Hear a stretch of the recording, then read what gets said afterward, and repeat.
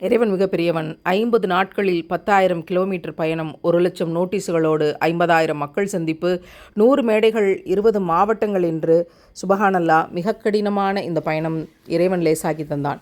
எத்தனை ஊர்கள், வித்தியாசமான மக்கள், எல்லா இடத்திலும் கிடைக்கப்பெற்ற பேரன்பு இறைவன் புறத்திலிருந்து வந்த உதவியல்லவா.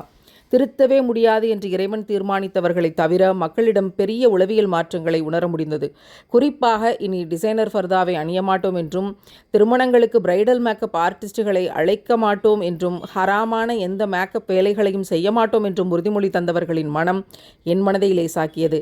அலங்காரத்தை வெளியில் காட்டாதீர்கள் என்ற குரான் வசனத்திற்காக இந்த பரப்புரையை 2 கட்டங்கள் முடித்திருக்கிறோம். அக்டோபரில் மீதமுள்ள மாவட்டங்களில் 3ஆம் கட்ட பரப்புரைக்கு நாங்கள் நியத் வைக்கிறோம், இறைவன் நாடினால்.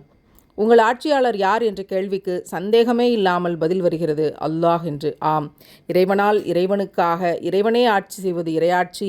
அவனது ஆட்சியில் அமைச்சராக இல்லாவிட்டாலும் அடிமையாக இருந்துவிட வேண்டும் என்ற பேராவலில் நாரே தக்பீர், அல்லாஹ் அக்பர்.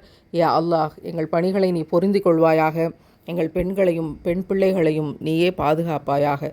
ஆமீன் ஆமீன் ஆமீன் யா ரப்பல் ஆலமீன்.